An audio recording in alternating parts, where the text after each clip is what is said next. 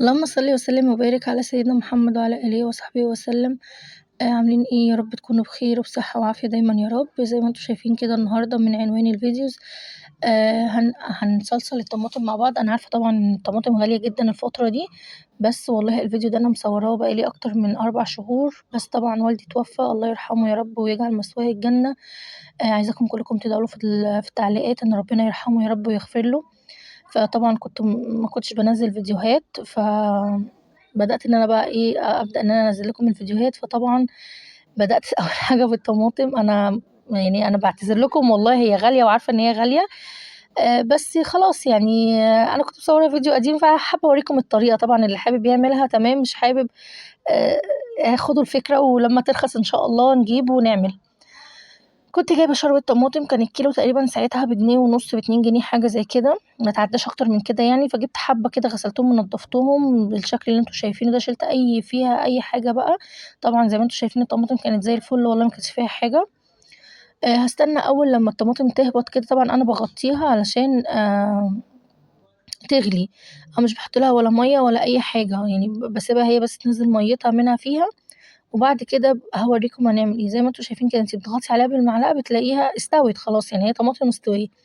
بس انا هسيبها شوية كمان لغاية لما تغلي اكتر، وهوريكم ازاي تتخلصوا من حتة ان الطماطم تبقى لونها اجهر، من غير ما تحطوا فيها ولا لون ولا بنجر ولا اي حاجة من اللي انتوا بتحطوها، او اي اضافات بتتحط للطماطم او للصلصة وانتوا بتصلصلوها.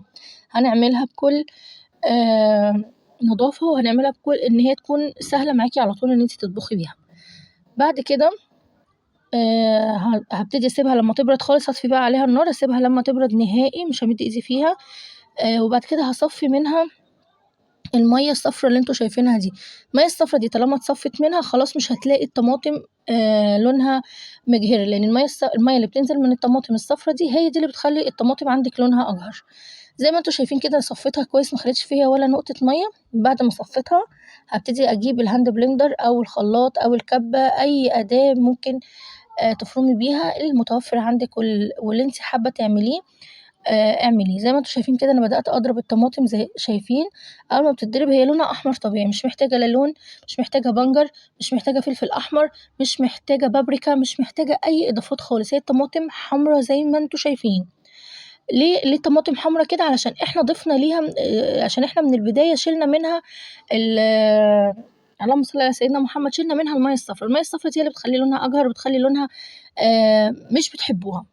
بعد ما ضربتها بقى بالهاند بلندر زي ما انتوا شايفين كده، هبتدي اجيب المصفى واصفي الطماطم بتاعتي دي. مش هخلي فيها لا تفل، ولا هخلي فيها البذور اللي هي بتاعت الطماطم. زي ما انتوا شايفين بصوا الطماطم لونها احمر بطريقة ما شاء الله، اللهم صل على النبي. يعني الطماطم هي على فكرة الإضاءة مفتحاها شوية عشان فلاش بقى وإضاءة كده، بس عايزة أقول لكم إن بيجي فيها حتت مع تغيير وضعية الموبايل بتشوفوا الطماطم حمرا ازاي. هبتدي بقى أصفي الطماطم دي كويس جدا زي ما انتوا شايفين كده. طبعا أنا ما ضفتلهاش ولا نقطة مية، بل بالعكس المية اللي نزلت منها صفيناها. بصوا زي ما انتوا شايفين كده خلاص صفينا منها التفل. شايفين الطماطم الصلصة ما شاء الله جميلة جدا وحلوة قوي قوي، وسهلة معاكي ان انت تطلعيها من الفريزر تطبخي منها على طول. في الخطوة دي بقى عندك اختيارين تعمليهم، يا اما تحطيها في الاكياس وتشيليها على طول، يا اما ترفعيها تاني على النار لغاية لما تتسبك اكتر من كده زي ما انا ما بعمل كده، وبرده ترفعيها على النار. برضو تحطيها في الاكياس وتشيليها في الفريزر. انا بسيبها على النار تتسبك عشان تبقى سهله معايا ان انا اطلعها من الكيس، احطها في الطبيخ او احطها في اي حاجه وتبقى جاهزه على طول، مش لسه هستنى لما تتسبك. زي ما انتوا شايفين كده دول كانوا 5 كيلو طماطم، عملوا لي 5 اكياس من الطماطم بالشكل اللي انتوا شايفينه ده. ما شاء الله الكيس دوت هيقضي معايا طبختين. يعني انا الكيس دوت عشان بتبقى صلصه متسبكه بعمل بيه طبختين، مش بتبقى طبخة واحدة، بيبقوا يعني بقسمها على 2 عشان طبعا بتبقى صلصة فبتبقى كتيرة، فبزود مية وبتبقى بيعمل لي طبختين ما شاء الله. صلصة حلوة معمولة في البيت. اتمنى يكون الفيديو عجبكم، لو عجبكم ما تنسوش في لايك وشير، واشوفكم في فيديو